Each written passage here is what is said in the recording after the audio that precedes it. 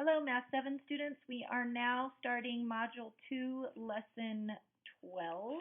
And so we're going to take a look in my table of contents. Module 2, Lesson 12. I'm kind of squishing it down on the bottom line, so you'll have to look really closely. Module 2, Lesson 12 is converting between fractions and decimals using equivalent fractions. And we can find that on page 69. So here is page 69 in my comp book. Converting between fractions and decimals using equivalent fractions. This lesson should be very, very easy to you because we already spent a ton of time with our flip books doing fractions converted to decimals and decimals converting to fractions, and you have this lovely flip book that helps you, but we're going to take another look at it in this lesson. So our goal for today we will practice converting fractions and decimals to fractions, okay? The question that I want you to be thinking about in this lesson is, what denominator makes converting a decimal easier?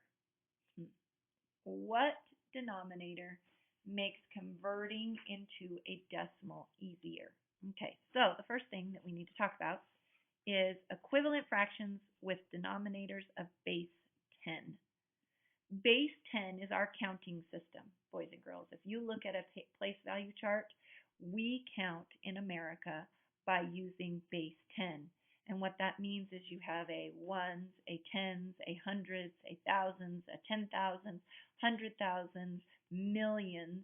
You have those place values that sit in our place value chart, and they're called base 10 because they all have multiples of 10 in them.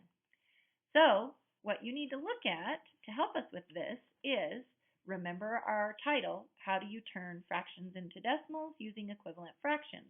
Well, if we have a fraction, this is a fraction right here, 1/4. The first way that you have to figure out this process is you have to identify your denominator. So what is the denominator? Hopefully everybody recognizes the denominator is 4.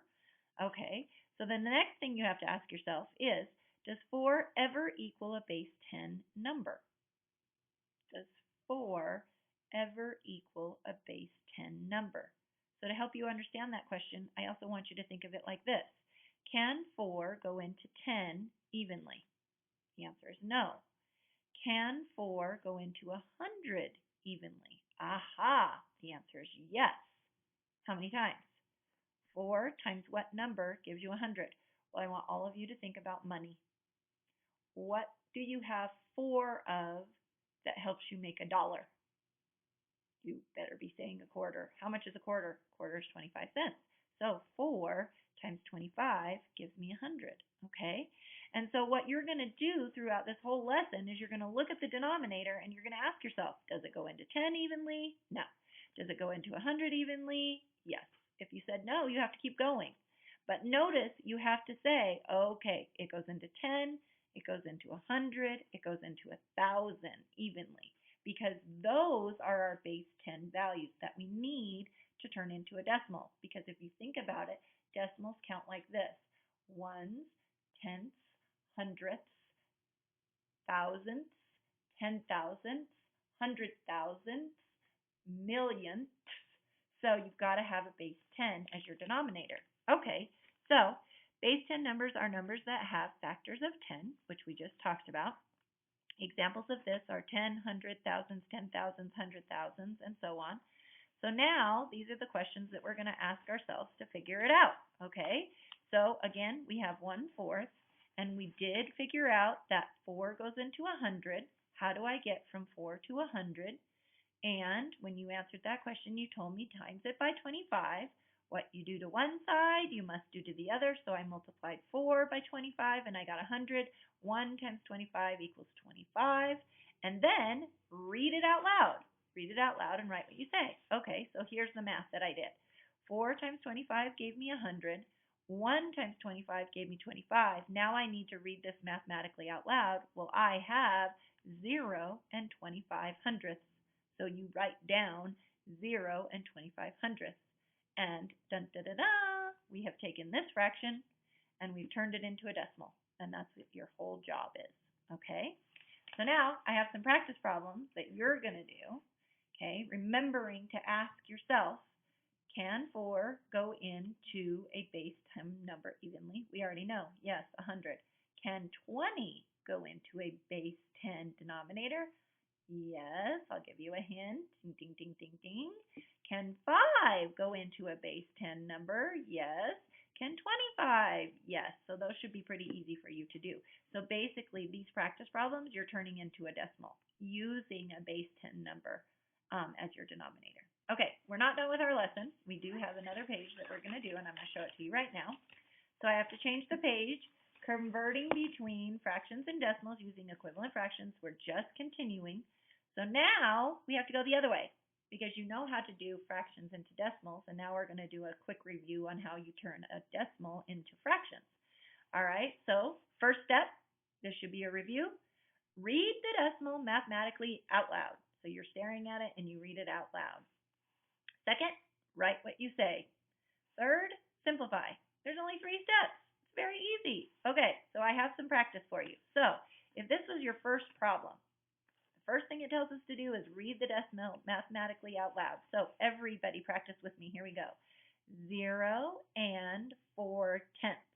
Okay, now we have to write it. 0 and 4 tenths. I wrote it. And then the last step says that you have to simplify it. So 0 and 2 fifths. How did I get 2 fifths? Well, you are correct. I can divide 10 by 2 and I get 5. What you do to one side, you have to do to the other. 4 divided by 2 is 2. So 2 goes into both of these evenly, so that's how I simplify it to 2 fifths. So again, let's do it again. 0 and 4 tenths, write it. 0 and 4 tenths, simplify it. 0 and 2 fifths. Okay, and that's all you have to do. So read the decimal mathematically out loud, write what you say, and then simplify. Okay, and that's it. That's all you've got to do. Well, you're in luck because you have some practice problems. Here they are. So I would like you to take this one, this one, this one, and this one, which are all decimals, and turn them back into fractions. Make sure that you simplify. Okay, be careful in your counting. You might want to remember a place value chart. Okay, remember it goes ones, then the decimal point, tenths, hundredths, thousandths, 10,000ths, 100,000ths, millionths. I'm pretty sure you won't need any for millions, at least not in these examples right here. But have fun with it, write it, and then simplify. Okay, so let's go back to our goal and see if we did it. Today we will practice converting fractions to decimals. Bum, ba, da, bum, right down there.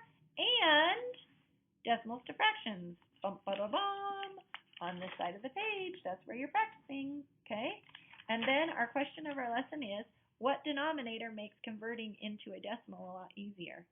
I'm going to say my choice would either be the denominator of 100, the denominator of a 10, or the denominator of 1,000. You get to choose what denominator makes converting a decimal easier.